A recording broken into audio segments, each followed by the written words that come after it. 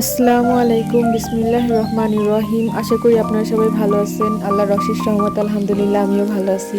আজকে আমি নতুন একটি ব্লগ নিয়ে চলে আসলাম। আজকে আমি আপনাদের সাথে শেয়ার করব পুঁই শাক আর আলু দিয়ে মাছ কিভাবে রান্না করা যায় সহজ পদ্ধতিতে। তো আমরা যারা অনেকে আছে নতুন বিয়ে হয়েছে, রান্না বান্না পারি না, তাদের সাথে আমি শেয়ার করতেছি আর কি এই জিনিসগুলা। তো আমি প্রথমে আলু আর শাক কেটে নিয়ে ভালো করে ধুয়ে নিছি। তারপর আমার যে যে মশলাগুলো দরকার, যেমন পেঁয়াজ, আদা, রসুন, এগুলো আমি ভালো করে কেটে নিছি, অবশ্যই ধুয়ে নিছি কিন্তু। আর তারপরে এগুলাকে আমি ব্লেন্ড করে নিছি, তার মধ্যে জিরাও আমি ব্লেন্ড করছি, কাঁচামরিচও ব্লেন্ড করছি, যেহেতু যে যেটা পছন্দ করে। তারপর আমি যে মাছটা নিব সেটা ভালো করে হলুদ আর লবণ দিয়ে ভালো করে মেখে ভেজে নিয়েছি।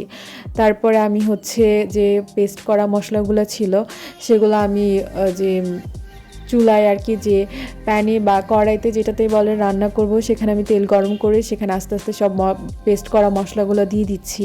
তারপরে আমি এর মধ্যে হলুদ, লবণ, আবার একটু কালার আসার জন্য গুঁড়া মরিচও অ্যাড করছি, যাতে কালারটা একটু ভালো আসে। অবশ্যই আমি আমার মশলাগুলোকে, যে পেস্ট করা মশলাগুলো, সেগুলোকে ভালো করে কষিয়ে নেব হালকা একটু পানি দিয়ে।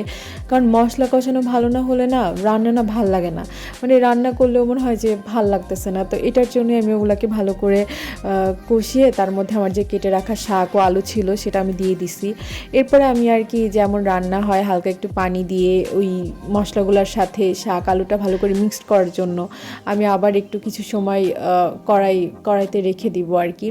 তারপরে নিয়ম অনুসারে আমি মাঝখানে একটা ভিডিও যখন ওইটা ঢেকে রাখছিলাম, ঢেকে রাখার পরে যে ঝোলের পানিটা আর কি দেওয়া লাগবে, সেই পানিটা দিয়ে আমি ভালো করে বলক উঠিয়ে তার মধ্যে ভেজে রাখা মাছগুলো দিয়ে দিছি। তো এই তো আমার সাধারণ রান্না কিভাবে তৈরি হলো আমি বলে দিলাম। মাঝখানে হয়তো কিছু ভিডিও মিস্টেক গেছে, বাট এই তো এটাই সহজভাবে রান্না করতে পারবেন। তারপরে আমি হচ্ছে ভাবলাম যে আজকে কেননা পিঠা বানানো যাক। তো তারপরে আমি তাল আর নারকেল একসাথে মিক্সড করে রাখছিলাম। দেন এরপরে আমি চালের গুঁড়া দিলাম, আর যাতে পিঠাটা একটু নরম হয় এটার জন্য আমি হালকা একটু গমের গুঁড়াও দিছি, কারণ পিঠাটা নরম হওয়াটা না অনেক দরকার। চালের গুঁড়া দিলে না কিছু সময় পরে পিঠাটা অনেক শক্ত হয়ে যায়, তো আমার মনে হয় পিঠাটা নরম হওয়াটা দরকার, এর জন্য আমি দিলাম আর কি। তারপরে আমি পরিমাণ মতো চিনি দিলাম, যার যতটুকু প্রয়োজন, যে যতটুকু চিনি খান সেভাবে চিনি দিয়ে নেবেন। তো এই তো এরপরে আমি এইভাবে ভালো করে মেখে সব কিছুকে ভালো করে মিক্সড করে নিয়ে তারপর আমি প্যানে যে বা কড়াইতে যে তেলটা গরম হচ্ছিল তার মধ্যে আমি আস্তে আস্তে পিঠাগুলো ছেড়ে দিলাম।